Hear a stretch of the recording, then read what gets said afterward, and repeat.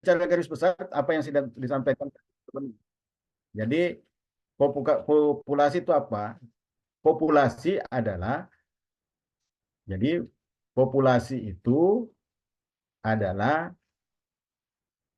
objek yang akan diteliti secara keseluruhan.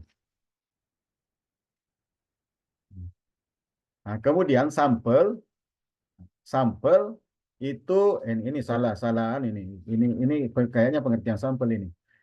Sampel itu adalah bagian dari populasi. Nah, cuma yang jadi persoalan tadi ada yang dibahas tadi kan ada populasi yang terbatas, ada yang tak terbatas. Ya, ya kalau memang kita mau masuk ke misalnya populasi tak terbatas itu pada saat kita meneliti penduduk Indonesia, maka populasinya sebenarnya terbatas karena penduduk Indonesia itu jelas berapa jumlah penduduk Indonesia, berarti terbatas. Nah, yang tidak terbatas itu misalnya kalau kita mau meneliti air laut misalnya itu tidak terbatas. Nah, tetapi kaitan dengan populasi yang mana yang terbatas itu juga ada subnya, ada subpopulasi. Jadi misalnya kalau kita mau meneliti kaitannya dengan siswa SD, ya siswa SD itu populasi mulai dari kelas 1 sampai kelas 6. Tetapi boleh jadi ada kekhususan yang kita mau teliti adalah siswa SD yang mengikuti kegiatan A. Berarti kegiatan yang mengikuti kegiatan A itu adalah subpopulasi. Itu. Jadi populasi itu jadi subpopulasi bisa saja ada terjadi itu pada saat kita akan kita akan meneliti program tertentu di satu sekolah di mana siswa tidak mengikuti program itu secara keseluruhan. Nah, jadi dia adalah populasi tapi populasi sasaran atau biasa dikenal dengan subpopulasi. Itu katanya populasi. Nah, kalau sampel itu kan bagian yang mewakili. Nah, sekarang bagaimana menentukan populasi supaya tadi ada pertanyaan terkait dengan bagaimana itu populasi supaya representatif. Ya, kita menentukan populasi itu bisa dipertimbangkan beberapa hal. Yang pertama, karakteristik demografis. Jadi karakteristik demografis, apakah dipilih berdasarkan usia, berdasarkan jenis kelamin, berdasarkan tingkat pendidikan, berdasarkan latar belakang ekonomi, atau berdasarkan geografis. Itu baru populasi ya, belum sampelnya. Nah, kemudian ada kriteria inklusi dan eksklusi, menentukan siapa yang akan dimasukkan dan dikecualikan dari populasi. Nah, saya kasih yang contoh tadi, itu kan apa? Jadi inklusi siswa yang telah mengikuti misalnya program tahfiz Quran selama minimal 6 bulan. Nah, berarti populasinya belum sampel itu belum sampel. Nah, nanti kita akan melihat bagaimana teknik penarikan sampelnya. Nah, saya agak percepat ini karena kayaknya Indonesia Timur ini sudah masuk maghrib. Nah, kaitan yang ketiga adalah ukuran populasi. Nah, mempertimbangkan ukuran populasi untuk menentukan fokus penelitian. Nah, itu tadi, jika populasinya terlalu besar, maka kita subpopulasi. Nah, jadi kalau populasinya besar, maka kita lakukan subpopulasi. Nah, sama misalnya tadi yang pemakalan tadi sampaikan, waktu meneliti D1, kaitannya dengan radio, itu kan populasinya cukup besar, makanya pasti ada fokus pada subpopulasi tertentu. Nah, tidak mungkin seluruh masyarakat Ambon dijadikan populasi. Nah, itu menghitung-hitungnya itu sangat berat, makanya ada subpopulasi. Apakah masyarakat Ambonnya itu tadi yang diklasifikasi berdasarkan demografisnya atau gimana?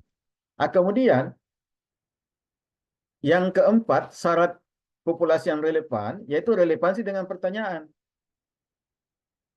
Ya, relevansi dengan pertanyaan atau di rumusan masalah. Jadi kita lihat rumusan masalahnya apa, itu kita bisa melihat rumusan masalah itu, kemudian kita tentukan, oh populasi yang relevan dengan ini adalah ini.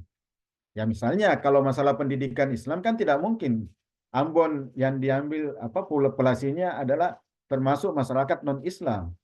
Nah, termasuk masyarakat non-Islam. Atau kalau misalnya karena sekolah tahfiz, ya tidak mungkin yang tidak masuk di sekolah tahfiz itu yang dijadikan populasi, tetapi yang masuk di sekolah tahfiz itu. Nah, itu berarti relevansi dengan pertanyaan penelitian. Kemudian teknik sampling. Bagaimana pengambilan sampelnya? Ada dua garis besar pengambilan sampel. Ada yang namanya probability sampling, ada non-probability sampling.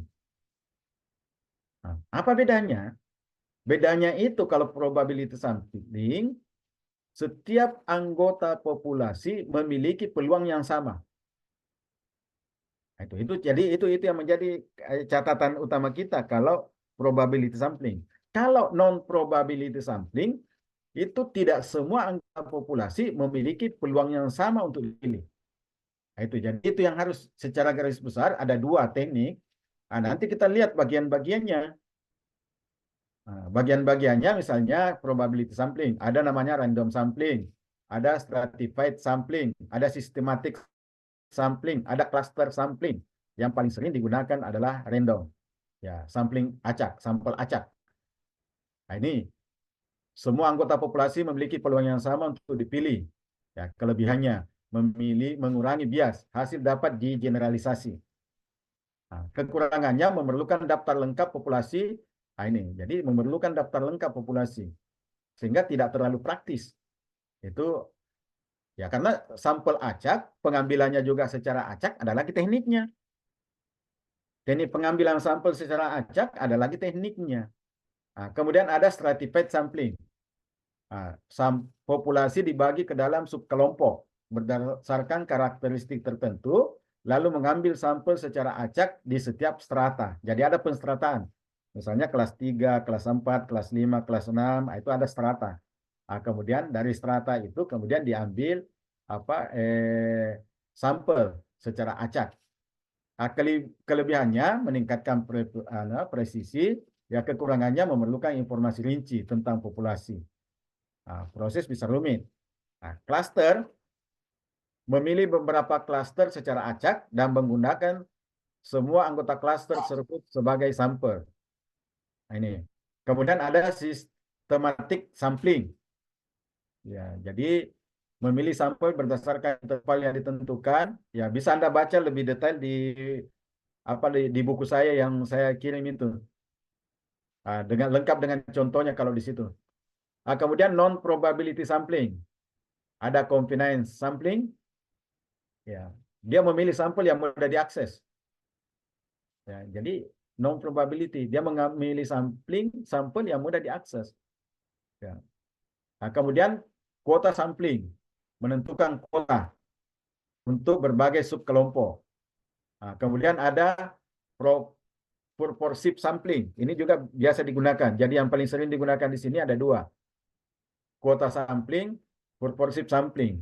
Ya ingat, pasti berbeda alat analisisnya. Nah, itu kan kita belum masuk ke analisis. Kita baru masuk kepada bagaimana itu populasi dan bagaimana menentukan sampelnya.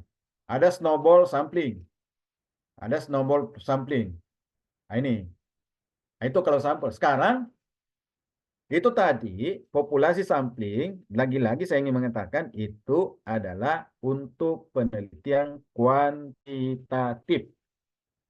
Itu ya. Jadi itu untuk penelitian kuantitatif.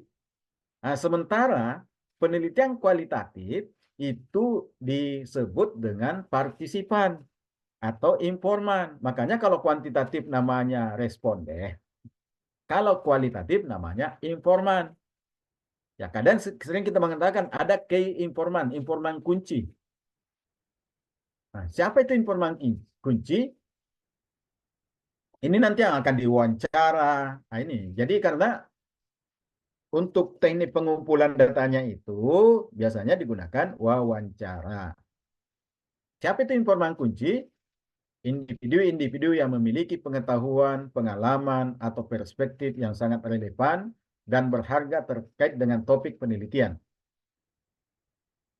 Ya, dipilih secara sengaja untuk memberikan informasi yang mendalam dan kaya konteks mengenai fenomena yang sedang diteliti. Jadi bukan diacak. Dipilih secara sengaja. Itu informan kunci. Sekarang kita melihat kriteria pemilihan informan. Pengetahuan dan pengalaman. Ya, informan harus memiliki pengetahuan mendalam dan pengalaman yang relevan dengan topik penelitian. Misalnya, kita akan meneliti tentang bagaimana kondisi pendidikan agama Islam di suatu sekolah. Informan kita adalah guru. Kita harus memilih guru yang lebih lama mengajar. Itu jadi kriteria pemilihan informan yang pertama adalah pengetahuan dan pengalaman. Yang kedua, peran dan status. Informan yang memiliki peran dan status tertentu yang memungkinkan mereka memberikan perspektif yang unik. Ya, misalnya kepala sekolah. Ya, kenapa kepala sekolah? Karena dia memiliki peran khusus. Ya, misalnya ketua komite, itu memiliki peran khusus. Jadi itu kriteria informan. Ya, ya jadi yang selanjutnya adalah keterlibatan langsung. Ya, kalau kita meneliti kaitannya dengan proses, ya misalnya proses apapun, ya kita mencari informan yang terlibat langsung.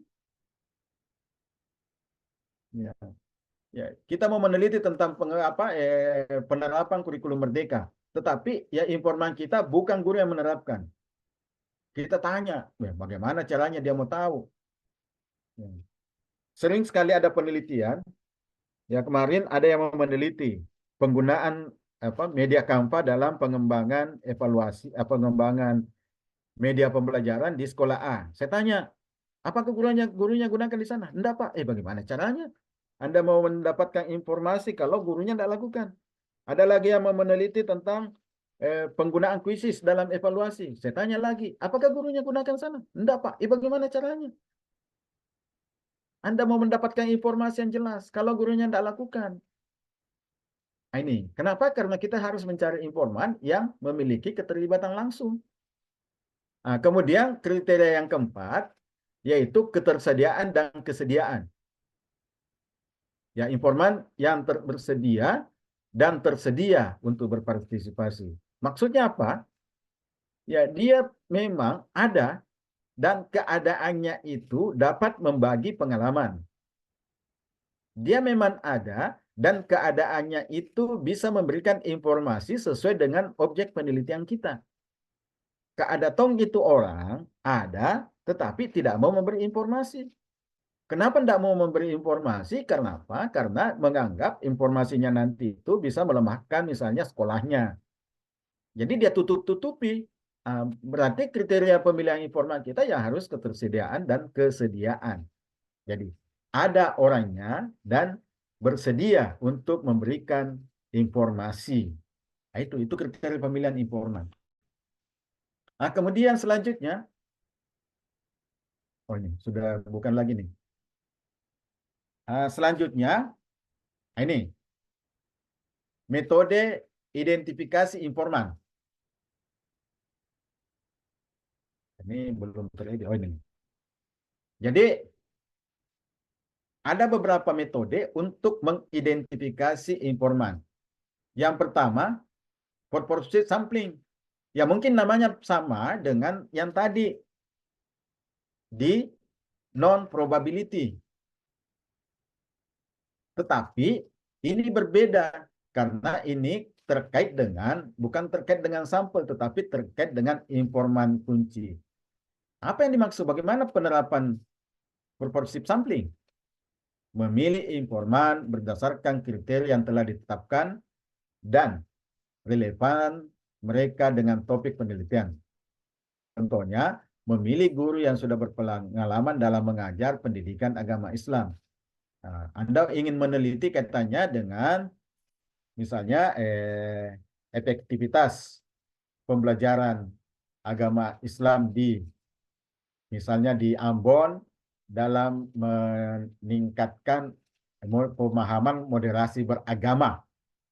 Ya, karena Anda melakukan penelitian kualitatif, maka ya harus mencari guru yang memiliki pengalaman mengajar pendidikan agama. Kemudian gurunya itu apakah dia mengajarkan tentang moderasi beragama. Ya, karena di Ambon kan katong sama bersaudara, misalnya. Ya, ya beda lagi kalau di Papua, apalagi kalau di Pak-Pak itu kan tingkat pemahaman keagamaan orang Pak-Pak itu sangat tinggi. Ada bahkan dalam sejarah Papua saya pernah baca bahwa Islam masuk di Pak-Pak itu. Makanya di Pak-Pak itu banyak sekali yang paham-paham Islam seperti Al-Katiri dan sebagainya. Nah, kemudian mengidentifikasi informan yang kedua adalah snowball sampling. Memilih informan awal untuk merekomendasikan individu lain yang relevan penelitian. Nah, kita sudah menentukan informan satu. Nah, key informan satu ini kemudian merekomendasikan ke yang lain untuk menambah. Ya, misalnya kita belum menentukan informan kedua, tetapi informan satu mengatakan kalau kau mau lebih memperkuat penjelasan saya, boleh kau tanya si B, si Pulan. Itu berarti dia pakai snowball, Anda pakai snowball. Datang lagi ke B, B mengatakan, ada lagi C yang bisa juga memberi penjelasan tambahan. Jadi merekomendasikan kolega yang berpengalaman di bidang yang sama, itu berarti apa ya? Itu namanya snowball sampling. Kemudian ada metode informasi identifikasi yang ketiga yaitu convenience sampling. Yang memilih informan yang mudah diakses. Ya, misalnya karena penelitian itu juga ya harus memegang prinsip efektif, efisien. Ya, efektif itu artinya penelitian itu bisa efektif, bisa mendapatkan data secara cepat, akurat, kemudian efisien dari aspek biaya. Karena kadang juga penelitian itu membutuhkan biaya yang besar. Maka salah satu yang bisa dilakukan yaitu memilih informan yang mudah diakses. Ya, misalnya kita mau meneliti satu sekolah, kebetulan di kompleks kita ada guru yang bersangkutan, itu saja. Datang ke rumahnya jalan-jalan, kemudian pada saat jalan-jalan kita bisa mendapatkan informasi terkait dengan penelitian kita. Makanya makanya dalam penelitian itu yang dipentingkan juga adalah bagaimana teknik mendekati informan. Karena beda kalau apa ya, kalau penelitiannya kuantitatif, ya kita cuma mengedarkan angket, apakah itu menggunakan misalnya Google Form dan sebagainya, alat-alat penyebaran angket yang lain, itu ya kita tinggal menunggu respon. Tetapi kalau yang namanya kualitatif, kita akan melakukan wawancara, itu kan berhubungan langsung dengan yang bersangkutan. Nah, makanya kita harus juga mempertimbangkan untuk bagaimana strategi mendekati informan kunci. Jadi ada strategi mendekati informan kunci. Yang pertama ada pendekatan awal. Ya, kalau eh, masih dalam perencanaan, ya mungkin kita bersilaturahim. Kalau kita dapat nomornya, mungkin kita sapa di WA. Nah, setelah sapa-sapa itu kita itu namanya memperkenalkan diri itu adalah satu hal yang menjadi penting di dalam melakukan pendekatan terhadap informan. Kemudian menjelaskan manfaat dan implikasi. Apa manfaat penelitian supaya informan mau mengungkap semua. Nah, jadi boleh jadi informannya itu kalau di dalam penelitian itu sebenarnya etika penelitian informan itu tidak disebut namanya secara lengkap, tapi inisial. Misalnya Muhammad Saleh cuma ditulis MS. Ya, karena etika terhadap informan supaya datanya itu tidak diklaim langsung oleh orang, tidak dibully oleh orang, maka bisa inisial. Bahkan kalau memang datanya itu sangat penting dan krusial, itu bisa saja informannya itu kita pakai anonim saja, tidak pakai nama yang sebenarnya. Nah, itu betapa pentingnya kita menjaga privasi dari informan itu. Kemudian ya kita mengatur waktu dan tempat yang nyaman. Jadi kita ngatur waktu dan tempat yang nyaman. Itu juga yang perlu menjadi perhatian kita. Ya, kita menghubungi, kita waktu. Kalau dia suka kafe-kafe, ya kita ke kafe, kita ajak ke kafe. Ayo kita ngopi-ngopi di kafe A. Nah, sambil ngopi-ngopi, ya kan tidak sadar kalau sambil ngopi kemudian ditanya-tanya. Saya lihat di sekolah atau begini, Bu. Bagaimana? Oh, begini, begini. Keluar semua, Mi. Padahal hanya secangkir kopi yang bisa menyebabkan dia untuk bisa memberikan informasi yang jelas. Jadi kita harus mengatur waktu dan berada pada zona nyaman. Nah, itu jadi itu teknik yang harus kita. Jadi kalau orang penelitian kualitatif itu tidak mudah. Kenapa? Bukan mudah mengolah datanya, tapi mendekati informan itu yang menjadi satu hal yang perlu teknik tersendiri. Kemudian itu tadi yang saya bilang, memastikan kerahasiaan dan etika. Nah, kita harus pastikan kerahasiaan informasi yang diberikan. Ya, misalnya ya kita itu tadi kita tutupi. Ya, Anda mungkin biasa melihat dia ya di televisi menelusuri misalnya hal-hal yang ya misalnya ada ya minyak jelantah, bagaimana reporter atau apa ya, yang menelusuri itu menjaga betul privasi dari informannya, suaranya diubah, kemudian tidak diperlihatkan wajahnya dan tidak jelas identitasnya di mana lokasi pengambilan gambarnya. Nah, itu satu mode bahwa supaya dia bisa mengeluarkan betul informasi-informasi terhadap penelitian kita, maka kita harus pastikan bahwa kerahasiaan, bahwa yang bersangkutan tidak akan ini. Jadi walaupun sudah bertahun-tahun, jangan sampai misalnya 1 2 tahun langsung Anda bilang, kamu tahu yang kuwawancarai itu dulu waktu saya mau penyelesaian tesis si A. Jangan. Jadi betul-betul Anda simpan. Nah, ini merupakan salah satu bukti bahwa kita mampu menjaga amanah. Ya, menjaga amanah karena memang lebih awal kita sudah sampaikan bahwa ibu atau bapak dalam memberikan informasi ini, ya saya tetap akan menjaga privasi ibu. Jadi ibu tak usah khawatir bahwa saya akan menyampaikan ke kepala sekolah bahwa ibu yang menyampaikan. Nah, kalau memang itu tadi saya katakan, kalau dia betul-betul rahasia, maka ya mungkin kita mengatakan si fulan atau apa. Pada saat kita diminta oleh misalnya kepala sekolah, siapa dia guru yang bilang begitu? Jangan. Itu kita harus jaga bahwa itu saya tidak bisa menyampaikan Pak, karena ah, ini adalah komitmen saya dengan informan saya terkait dengan ini. Kemudian kapan pelaksanaan wawancaranya? Ini yang menjadi hal-hal yang penting yang kita akan pertimbangkan dalam eh, memilih informan itu tadi. Jadi lagi-lagi saya ingin katakan bahwa antara penelitian kuantitatif dan penelitian kualitatif itu ada perbedaan. Ya, ada perbedaan. Nah, nanti kan pertemuan berikut kita akan membahas kaitannya dengan teknik pengumpulan data dan teknik apa lagi? Yang berikut apa? Teknik pengumpulan data, Pak. Oke, jadi teknik pengumpulan data kalau bisa kita gabung saja dengan ini, instrumen penelitian. Jadi teknik pengumpulan data dan instrumen penelitian. Nah, lagi-lagi ada dua, ada kualitatif, ada kuantitatif. Jadi itu harus kita pisah.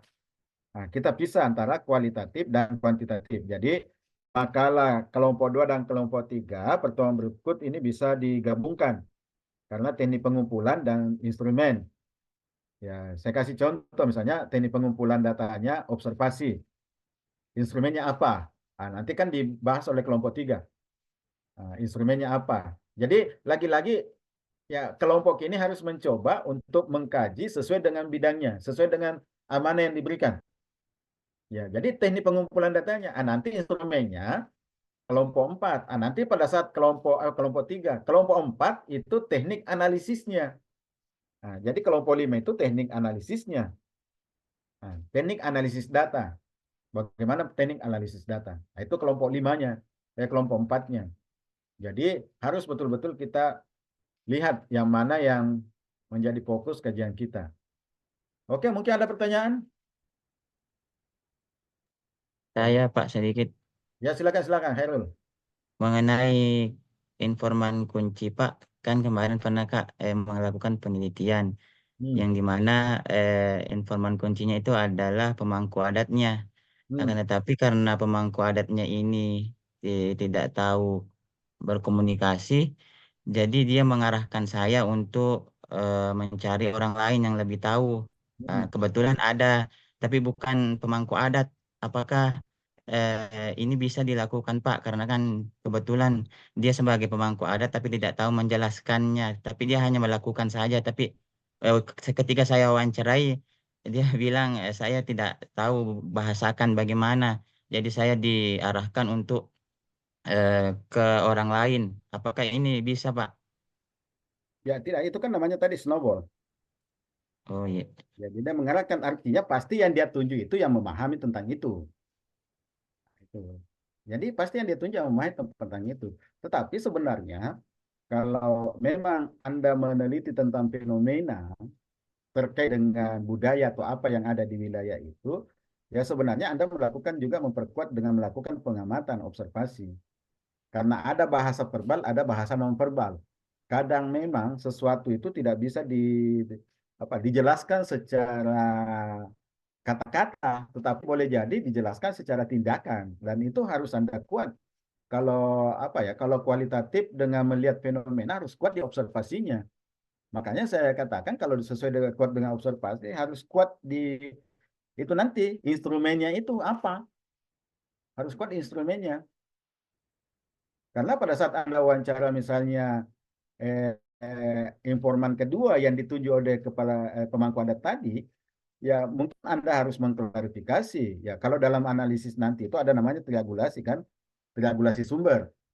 Ya, ya boleh jadi pada saat misalnya ada wawancara yang kedua, Anda tanya siapa lagi yang bisa kira-kira tahu yang tentang ini.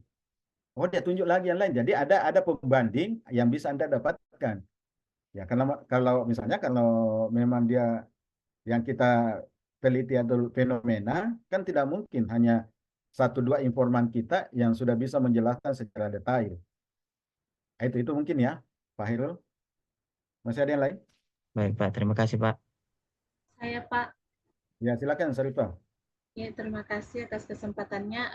Tadi Bapak katakan bahwa teknik probability dan non-probability itu Pak untuk penelitian kuantitatif ya Pak? Ya, Jadi yang ingin saya tanyakan, kenapa dalam penelitian kualitatif ada juga itu Pak, tadi purposive dan snowball sampling, sama namanya, kenapa sama namanya?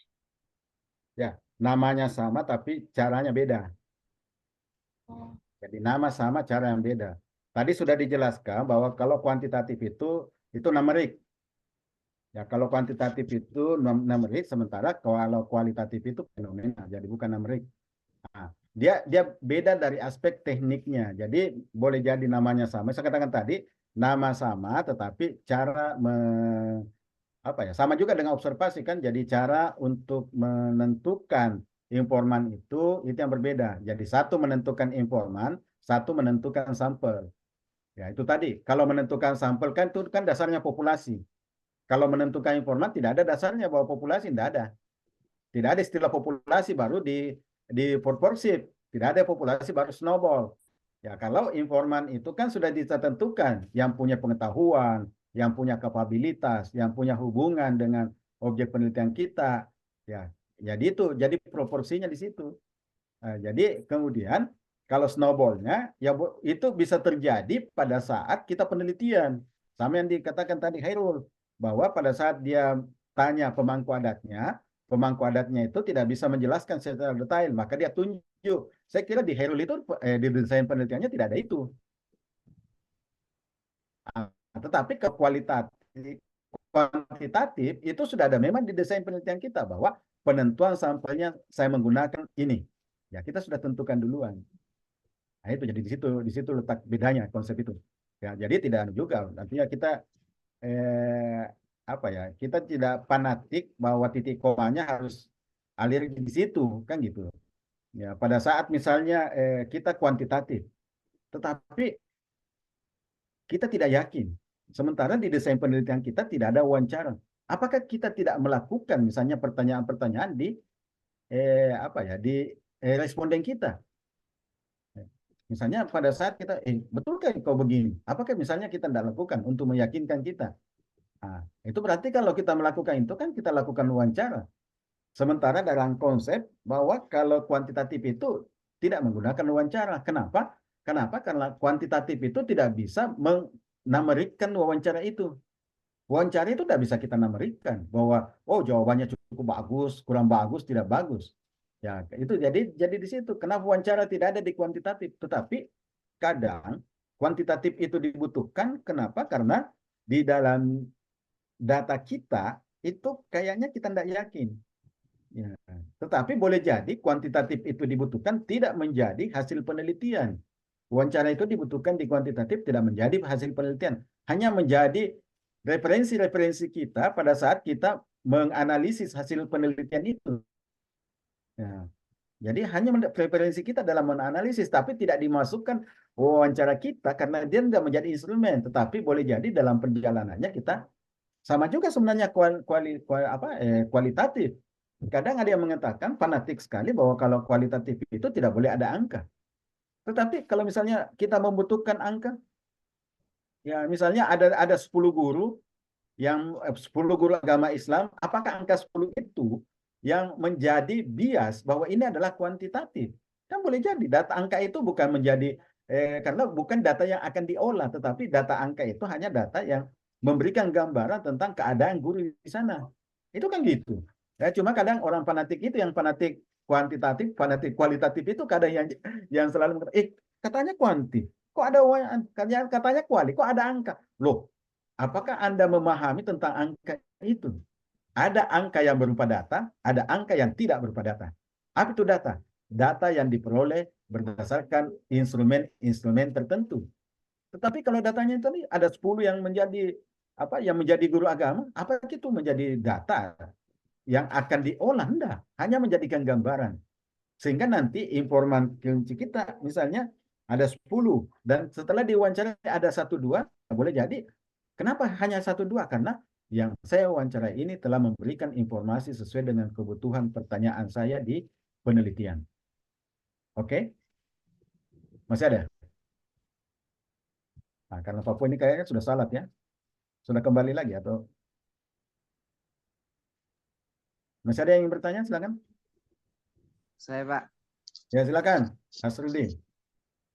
kalau jadi misalkan dalam penelitian kualitatif, ketika kita mewawancarai key informasi informannya, kemudian mungkin kita wawancarai 2-3 orang, kemudian ada indikasi perbedaan atau mungkin bohongi Pak karena mungkin ditanyakan masalah yang sesuatu yang sakral dalam suatu instansi tersebut atau dalam sekolah misalkan, sehingga ada kayak pernyataan berbeda antara narasumber yang lain dan informan yang lainnya. Jadi kira-kira bagaimana itu Pak untuk menentukan itu Pak, mengambil jalan tengahnya itu Pak, kalau ada indikasi perbedaan pendapat, mungkin ingin melindungi sesuatu yang sakral untuk diketahui secara dari orang luar Pak, bagaimana?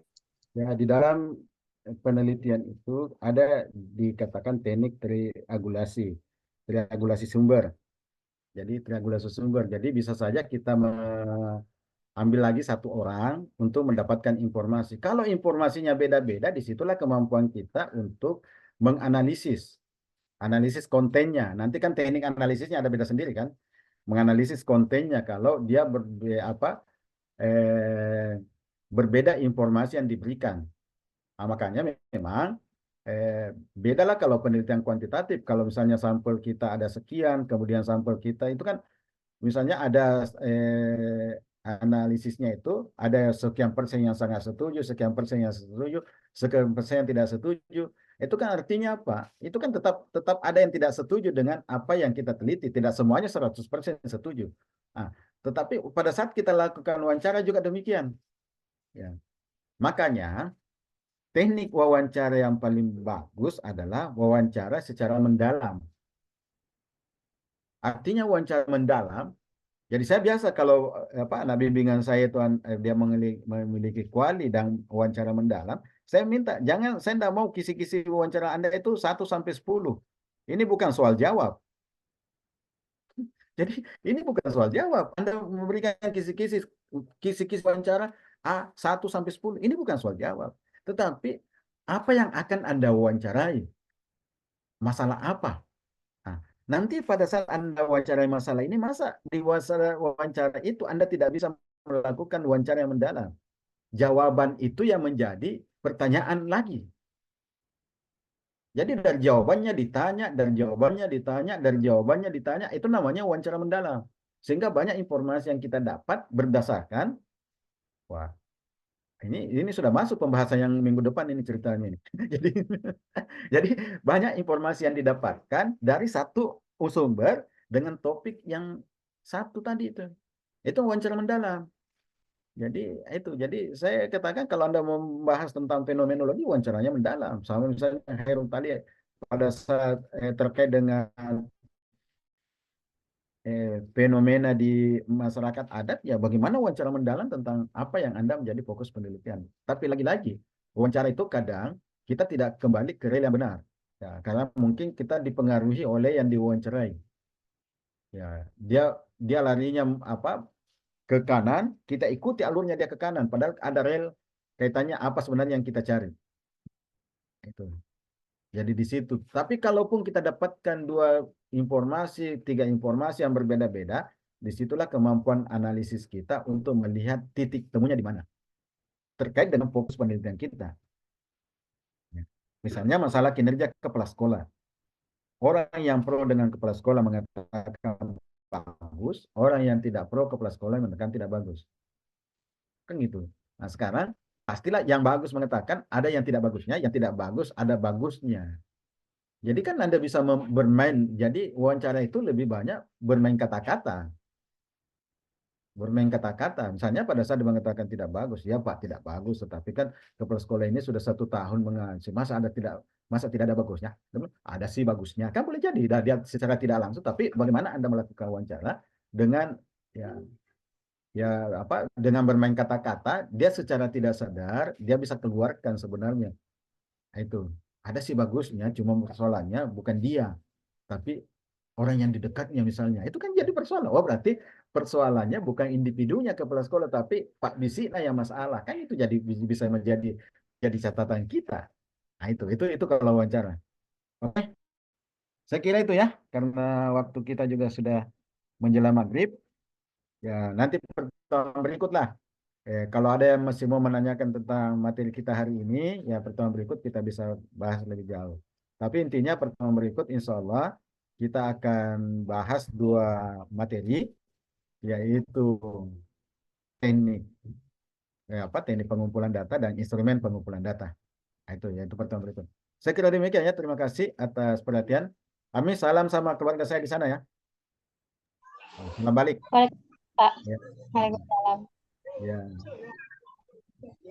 Ya, tadi yang mungkin yang Pak Kasmir ya yang sudah mungkin